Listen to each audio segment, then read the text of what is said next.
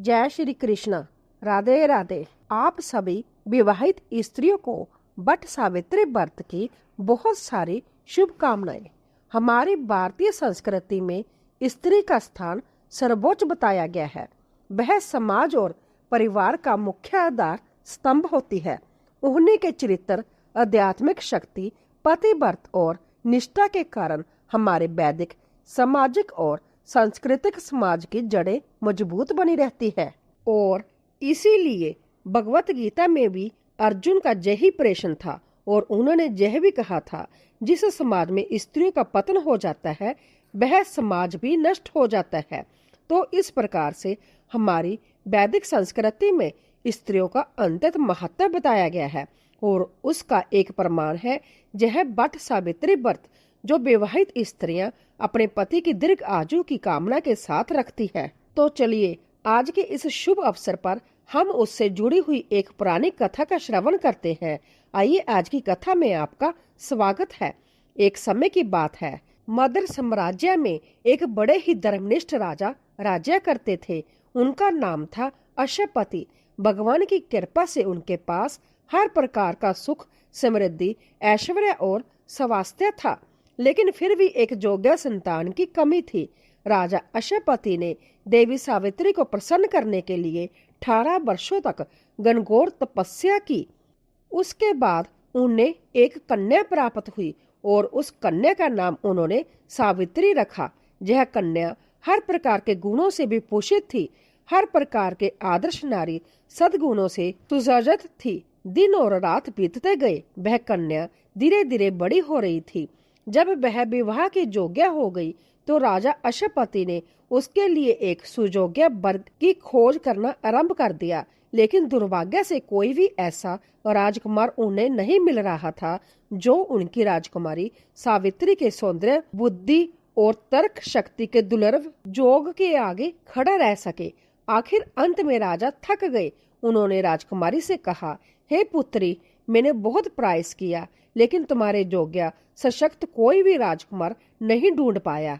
इसीलिए मैं तुम्हें आदेश देता हूँ कि अब तुम संभव ही अपने लिए सुयोग्य कोई वर ढूंढ लो। यह सुनकर राजकुमारी सावित्री ने अपने पिता की आज्ञा को शिरोधार्य किया। उसके बाद उसने अनेक से राजकुमारों को परखा, लेकिन कोई भी उसके सद्गुण और शक्ति के सामने खरा नहीं उतर पाया। अब एक दिन सावित्री किसी वनजात जंगल में से गुजर के जा रही थी और उसकी दृष्टि एक युवक पर पड़ी। उस युवक के अंदर न जाने ऐसा क्या था कि उसे देखते ही वह आकर्षित होने लगी। ऐसा आकर्षण उसने पहले कभी भी अनुभव नहीं किया था। वह उस युवक के पास गई। उसने उस युवक से कहा कि वह एक राजकुमारी है, लेकिन वह अपने राजमहल का मार्ग भूल गई है। शीघ्र ही अंधेरा होने वाला है और इसीलिए उसे कुछ सहायता चाहिए। राजकुमारी की बात सुनकर वह युवक सावित्री को वन में बने हुए एक आश्रम में ले गया, जहां पर वह विश्राम कर सके। और फिर उस युवक ने कहा कि राजकुमारी, अगले दिन प्रातः काल होते ही मैं आपको आपके राज्य तक छोड़ आऊंगा। प्रातः काल हो गया और राजकुमारी इसी सुबह की प्रतीक्षा कर रही थी। सावित्री और वह युवक जंगल के मार्ग से होते हुए राजमहल की ओर अग्रसर होने लगे। मार्ग में चलते हुए उस युवक ने राजकुमारी को उस रमणीय वन में रहने वाले अनेकों जीवों और प्रकृति की सुंदरता का सुंदर दृश्य प्रस्तुत किया और वह किसी भी साधारण व्यक्ति की कल्पना से परे था। वास्तव में वो युवक राजकुमारी सावित्री को राजमहल की ओर तो ले जा रहा था, लेकिन वास्तव में उसके हृदय की ओर भी वह तीव्र गति से बढ़ा चला जा रहा था। आखिर अंत में वह दोनों उस वन से बाहर आ गए, जहां से राजकुमारी का राजमहल स्पष्ट रूप से दिखाई दे रहा था। राजकुमारी के मन में सभी संशय समाप्त हो चुके थे। उसकी न केवल वन की यात्रा समाप्त हुई थी, अपितु अपने योग्य एक वर ढूंढने की यात्रा भी समाप्त हो चुकी थी। लेकिन जहाँ पर यह प्रश्न आता है कि आखिर वह युवक कौन था, तो देखिए, शालव राज्य के महान सम्राट का नाम था दुमतसेन। उनका राज्य हर प्रकार की सुख समृद्धि से फूला हुआ था। फलते फूलते हुए साम्राज्य को ग्रहण उस समय लगा जब राजा दुमतसेन की आंखों की दृष्टि जाने लगी। वह नेत्रहीन हो गए और इसी स्थिति का लाभ उठाते हुए उनके पड़ोसी राजाओं ने उन पर आक्रमण कर दिया, उनसे उनका राज्य छीन लिया। जब राजा ने यह सब देखा तो इस भौतिक जीवन की क्षण भंगुरता पर चिंतन करते हुए उस राजा ने विचार किया कि अब उन्हें भोग मार्ग छोड़कर त्याग और तपस्या का मार्ग अपनाना चाहिए। और ऐसा सोचकर वो राजा अपनी पत्नी और पुत्र सत्यवान के साथ वन में एक कुटिया बनाकर रहने लगे। भगवान की प्रसन्नता हेतु कठोर तपस्या करने लगे और वह युवक यही सत्यवान था। सत्यवान कोई साधारण पुरुष नहीं था, देवता गण भी उसके गुणों का बखान करते थे। जब राजकुमारी ने राजमहल में प्रवेश किया तो उसने देखा कि उस समय नारद मुनि उनके महल में आए हुए थे और नारद मुनि राजकुमारी सावित्री के पिता राजा अश्वसेन के साथ कुछ वार्तालाप कर रहे थे और उनकी चर्चा का विषय भी सत्यवान ही था।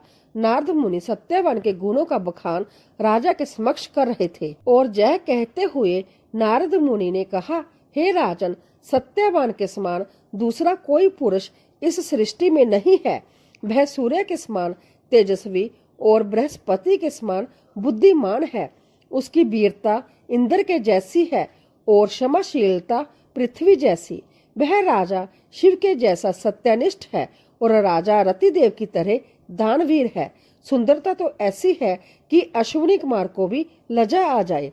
उसके गुणों की गणना करना मेरे लिए असंभव है, लेकिन जिस प्रकार चंद्रमा पर दाग होता है उसी प्रकार सत्यवान में भी एक कमी है जो उसे विवाह के योग्य नहीं बनाती है, और वह है उसकी अल्पायु। विधि का विधान कुछ ऐसा है कि आज से 1 वर्ष बाद उसकी मृत्यु हो जाएगी और इसीलिए कोई भी राजकुमारी या कोई भी कन्या उसके साथ विवाह करने के लिए तैयार नहीं हो रही। नारद मुनि की यह बात सुनकर राजकुमारी सावित्री ने कहा, हे मुनि श्रेष्ठ, विधि का विधान चाहे जो भी हो, मैंने अपने मन में सत्यवान को ही अपने पति के रूप में चुन लिया है। उनके अतिरिक्त मैं किसी और से विवाह नहीं करूंगी। जब महाराज अश्वत्थसेन ने यह सुना तो अपनी पुत्री के भविष्य की चिंता करते हुए उन्होंने सावित्री से कहा, पुत्री, तुम फिर से एक बार सोच लो, ऐसा कठिन निर्णय लेना आवश्यक नहीं है। यह सुनकर सावित्री ने अपने पिता को भी तर्क समझाते हुए कहा कि हे पिताश्री, मनुष्य के जन्म, कर्म और यह सब ईश्वर इच्छा पर निर्भर करते हैं और इसीलिए मैं उन्हीं के साथ विवाह करना चाहती हूँ। महाराज अश्वत्थसेन ने भी अपनी पुत्री के इस निर्णय को सम्मान दिया और अगले ही दिन सत्यवान के पिता से मिलने के लिए वन में गए। जब उसकी भेंट सत्यवान के पिता दुमत सेन से हुई और उन्होंने अपनी पुत्री के विवाह का प्रस्ताव उनके समक्ष रखा तो वह अंततः प्रसन्न हो गए।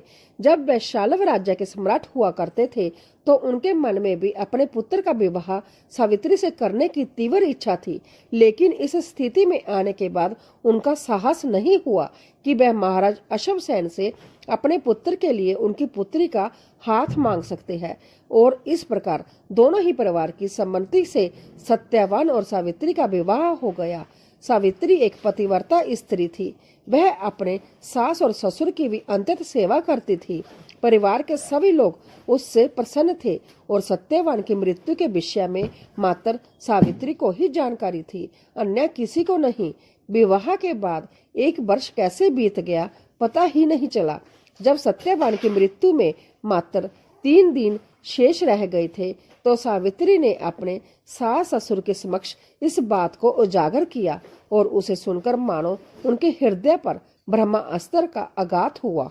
सत्यवान अपने माता पिता का एकमात्र आश्रय था और उस समय सावित्री ने संकल्प लिया कि वह आने वाले 3 दिन बिना कुछ खाए पिए त्रिरात्रि व्रत करेगी। अपने भाग्य को पलटने के अपने इस अंतिम प्रयास में वह अपनी सारी शक्ति लगा देगी। उसने आश्रम में एक शांत स्थान का चयन किया और ध्यान की मुद्रा में आंख बंद करके वह ध्यान अवस्था में बैठ गई।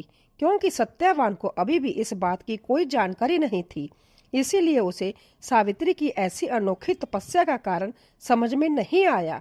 3 दिन बाद सत्यवान हर बार की तरह वन में लकड़ी लाने के लिए निकला। सावित्री अपने ध्यान से बाहर आई और सत्यवान के साथ वन में चलने के लिए उठने का प्रयास किया, लेकिन 3 दिन तक एक ही मुद्रा में बैठने के कारण उसके पांव छूने पड़ गए थे। किसी तरह से वह सत्यवान का नाम पुकारते हुए उसके पीछे पीछे चलने लगी। एक एक क्षण सदियों के समान बीत रहा था और सत्यवान यह देखकर अत्यंत आश्चर्यचकित था कि आज सावित्री इतनी विचलित क्यों हो रही है। जब लकड़ी काटते हुए कुछ समय बीत गया तो सावित्री को लगा कि शायद भाग्य ने अपनी दिशा बदल ली है, लेकिन नहीं, ऐसा नहीं था। अचानक ही सत्यवान के मस्तक पर पसीने की बूंदें आने लगी। संपूर्ण शरीर में कंपन होने लगा। उसके हृदय की धड़कनें तीव्र गति से बढ़ने लगी और उसी क्षण वह सावित्री की गोद में गिर पड़ा। उसने सावित्री से कहा कि उसे इतना भयानक दर्द हो रहा है जैसे अनगिनत बाण उसके मस्तक को भेद रहे हो। सावित्री समझ गई कि अब सत्यवान का अंतिम समय आ गया है और तभी उन दोनों को एक छाया ने ढक लिया। जब सावित्री ने पीछे मुड़कर देखा तो साक्षात जमराज जी वहां खड़े थे। सावित्री ने अपने दोनों हाथ जोड़कर बड़ी विनम्रता पूर्वक उनसे प्रेषण किया कि हे जमराज, सामान्य रूप से तो जमदूत ही जीव आत्मा को जमपुरी ले जाने के लिए आते हैं, लेकिन आज आप संभव जहां पर कैसे पधारे? इसका उत्तर देते हुए जमराज जी ने कहा, हे सावित्री, क्योंकि सत्यवान एक धर्मपरायण व्यक्ति है, इसीलिए मैं संभव उसे लेने आया हूँ। इतना कहकर उन्होंने अपना जमपाश सत्यवान की देह में डालकर उसकी आत्मा को बाहर खींच लिया और जमपुरी की ओर चलने लगे। ऐसे समय में सावित्री भयभीत होकर क्रुदन कर सकती थी, लेकिन उसने ऐसा किया नहीं। वह निर्भय बनी रही। दृढ़ता के साथ, एक अनजान अटूट विश्वास के साथ वह भी जमराज जी के पीछे पीछे चलने लगी। जब जमराज जी ने सावित्री को अपने पीछे आते हुए देखा तो सावित्री उनसे वार्तालाप करने लगी। सावित्री ने जमराज के साथ अनेक धर्म सम्मत तर्क वितर्क प्रस्तुत किए और इस प्रकार सावित्री के ज्ञान से प्रसन्न होकर जमराज ने उसे अपने पति के प्राणों के अलावा कुछ और वरदान मांगने के लिए कहा। इसके उत्तर में सावित्री ने जमराज से कहा कि हे जमराज, अगर आप मुझसे प्रसन्न हैं तो आप आशीर्वाद दीजिए कि मेरे आदरणीय सास ससुर के नेत्रों की दृष्टि वापस आ जाए और उनके निष्कंटक राज्य की मांग भी पूर्ण हो जाए, उन्हें अपना राज्य वापस मिल जाए। यह सुनकर जमराज ने तथास्तु कहा और फिर से वह आगे चलने लगे। सावित्री अभी भी उनके पीछे पीछे चलने लगी और फिर से उनके साथ तर्क वितर्क करके उन्हें प्रसन्न करती रही। एक बार फिर से जमराज ने सावित्री से कहा, सावित्री, मैं तुम्हारी बुद्धि और ज्ञान से अत्यंत प्रसन्न हूँ, कुछ और भी वरदान मांगो। और उसके उत्तर में सावित्री ने अपने पिता के लिए अनेक योग्य पुत्रों की मांग की जो उनके विशाल और समृद्ध राज्य को संभाल सके। जमराज ने यह वरदान भी सावित्री को दे दिया और फिर से आगे चलने लगे, लेकिन फिर भी सावित्री उनके पीछे पीछे ही चल रही थी। जमराज जी ने बार बार सावित्री को वापस चले जाने के लिए कहा, लेकिन वह थी कि अपने पति के प्राणों को पुण्य प्राप्त किए बिना जाना नहीं चाहती थी। एक बार फिर से उसने अपनी असाधारण तर्क शक्ति और बुद्धि शक्ति का प्रयोग करते हुए जमराज जी का हृदय जीत लिया और उस समय जमराज ने फिर एक बार सावित्री से कहा कि वह अपने पति के प्राणों के अलावा और कुछ भी मांग सकती है। और उस समय सावित्री ने यह वरदान मांगा कि हे जमराज, अगर आप मुझसे प्रसन्न हैं तो आप मुझे आशीर्वाद दीजिए कि मैं अपने पति सत्यवान के साथ 100 तेजस्वी पुत्रों की माता बनूं। और बिना एक क्षण की देरी किए जमराज ने यह वरदान भी उसे दे दिया। जमराज जी को इस बात का ध्यान नहीं रहा कि वह कौन सा वरदान दे रहे हैं, लेकिन सावित्री अब प्रसन्न हो रही थी। वह अभी भी अपने सुंदर वाक्पटुता से जमराज जी को प्रसन्न कर रही थी और उस समय जमराज जी उसे चौथा वरदान देने से अपने आप को नहीं रोक पाए। और उस चौथे वरदान में सावित्री ने कहा, हे जमराज जी, क्योंकि आप मुझे सत्यवान से 100 पुत्र प्राप्त करने का वरदान दे चुके हैं, इसीलिए चौथा वरदान मैं अपने पति के प्राण मांगती हूँ, क्योंकि अगर ऐसा ना हुआ तो आपका तीसरा वरदान भी निष्क्रिय हो जाएगा। और आखिरकार अब जमराज जी समझ गए कि आखिर सावित्री ने उन्हें अपने शब्द जाल में बांधकर सत्यवान का जीवन फिर से मांग लिया था। इस पृथ्वी के इतिहास में ऐसा पहली बार हुआ था कि किसी ने जमराज जी के निर्णय को पलट दिया हो। लेकिन जमराज जी भी सावित्री की इस पतिव्रत धर्म को देखकर अंतत प्रसन्न थे। इसीलिए उन्होंने सत्यवान की आत्मा को अपने जमदट से मुक्त कर दिया और सत्यवान फिर से जीवित हो उठा। मात्र इतना ही नहीं, जमराज ने सत्यवान को दीर्घ आयु यश और यशस्वी सम्राट बनने का भी वरदान दिया। जमराज जी से ऐसे दुर्लभ वरदान प्राप्त करके सावित्री अपने आश्रम में पुण्य लौट आई। सावित्री को प्राप्त हुए वरदान के परिणाम स्वरूप राजा दुमित सेन के नेत्रों की दृष्टि पुण्य वापिस आ चुकी थी। उन्होंने अपने पुत्र को जीवित देखा और वह अंतत प्रसन्न हुए।